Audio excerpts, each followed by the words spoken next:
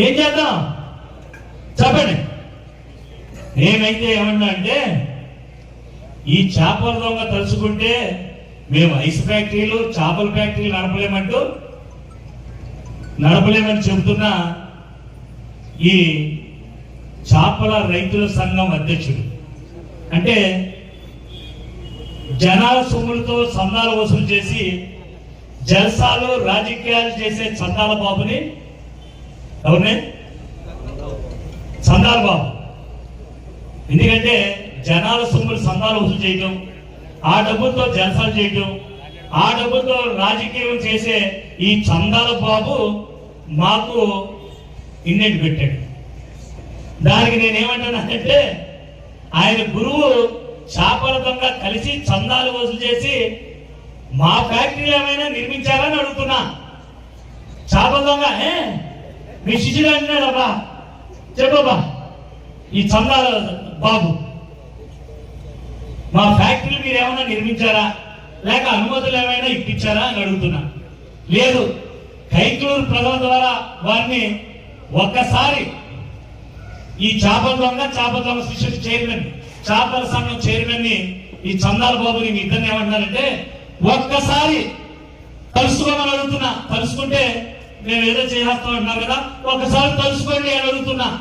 ఈ సరదా కూడా మీకు తీర్చుకుంటా అంటే నేను ఎప్పుడు సిద్ధమని చెప్తున్నా. ఎవరికి చేపల శిష్యుడు ఎవరున్నారు? చందాల బాబుకి. ఈ చందాల బాబు ఎలాంటి చెప్పనా శవాలు వెళ్తుంటే శవాల మీద పైసలు కెరిగేస్తుంటారు. శవాల మీద పైసలు ఎరిగిన ఎవరు మీరు మమ్మల్ని హెచ్చరిస్తాడా? కలుసుకుంటాడంట. ఏం చేస్తాడు? కలుసుకోండి, మేము రెడీగా ఉన్నాం, సిద్ధమే, దేనికైనా సిద్ధమే. ఇంకొందా హాఫ్ పేజ్ ఉందా? Okay, thank you. అయితే అంటే ఆరోపణలు మీద మీ రాజకీయం కోసం, మీరు ఎమ్మెల్యేగా గెలవడం కోసం ఒక పథకం ప్రకారం నా కుటుంబం మీద ఎన్నికల ముందు ఎన్ని ఆరోపణలు చేశారు. జగనన్న గ్రీన్ విలేజ్ కి చెరువులు ఇచ్చిన రైతుల వద్ద నేను డబ్బులు వసూలు చేశానని, ఆ చెరువుల రైతులు ఎంతమంది అయితే ఉన్నారో విజిలెన్స్ ఆఫీసర్ ని ఈ సెటిల్మెంట్ పిల్లరౌడీని పంపించి అమ్మా ఎంత ఇస్తున్నాడమ్మా, అమ్మా 35 లక్షల రూపాయలకి 20 లక్షలు ఇచ్చాడంటగా. 20 లక్షలు ఇచ్చాడా బాబు? మాకు 35 లక్షలు ఇచ్చాడు బాబు. 20 లక్షలు కదా? ఈ చేపల దొంగ విన్యాసాలు. అలాగే రైతుల దగ్గర నేను డబ్బులు చేశానంటే అక్కడ ఎదురైంది. ఇంకోటి కోరుకొల్ రోడ్ సెంటర్ లో అక్కడ రేకుల షెడ్లు ఉండే షాపులు. ఆ షాపులు అంటే నేను ఆ షాపుల్ని అక్రమంగా అర్ధరాత్రి కూల్చివేశానంట. అర్ధరాత్రి అక్కడే ఉన్నాడు అర్ధరాత్రి కూల్ చేయడానికి.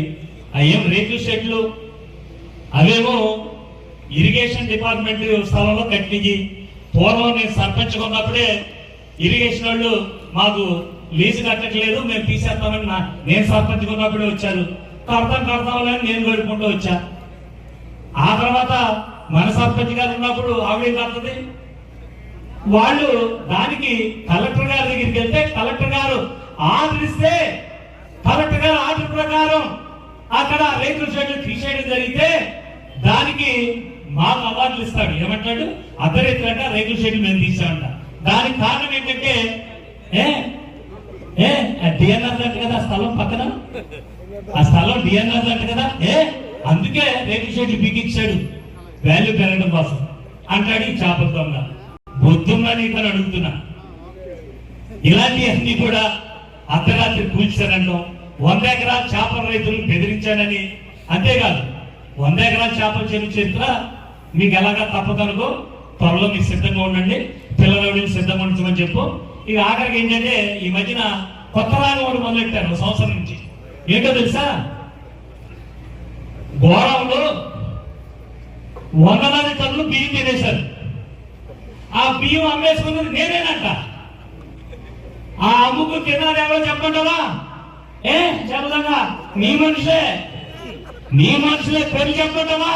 ఉలిక్కి పడతావు, కేసు కట్టిస్తావా? నీ పేరు చెప్తా ఎవడెవడో ఎందుకు వచ్చింది చేపల దొంగ, నన్నెందుకు తెలుక్కుంటావు, వాసన వస్తుంది, సెంటు వాసన వస్తుంది. ఇవన్నీ కూడా బియ్యం నేను అమ్ముకున్నానని, అలాగే నేనే అమ్ముకున్నానని పెట్టాం. 2 సంవత్సరాలు అయిందిగా, నన్ను జైలు పంపించవచ్చుగా.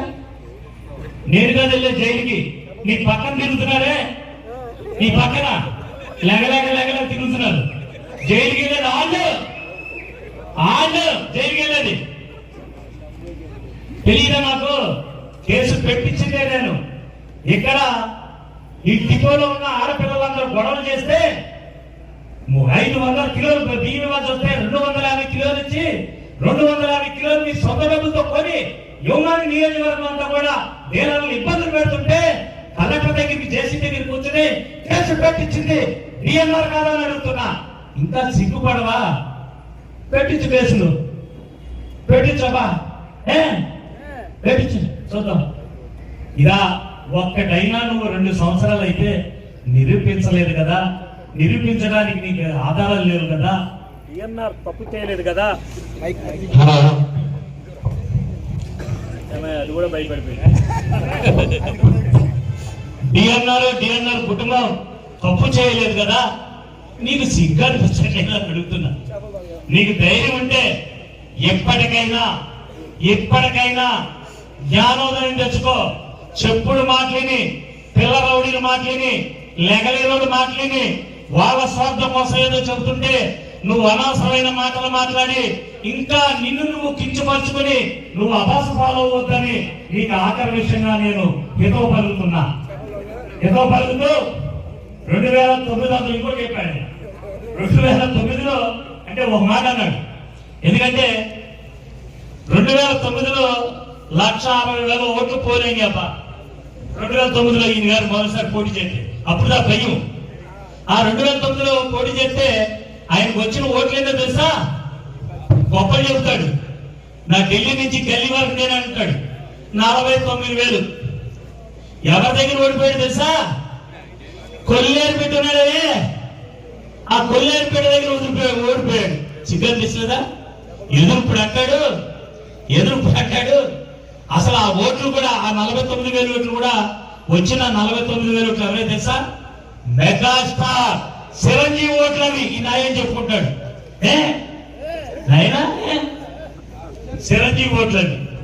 ఇప్పుడు 2014, 2024లో 3 పార్టీలు కలిసి అందరూ పల్లకేం వస్తానంటే నేను వస్తానమ్మా అంటాడు. 3 కలిసి వస్తాను.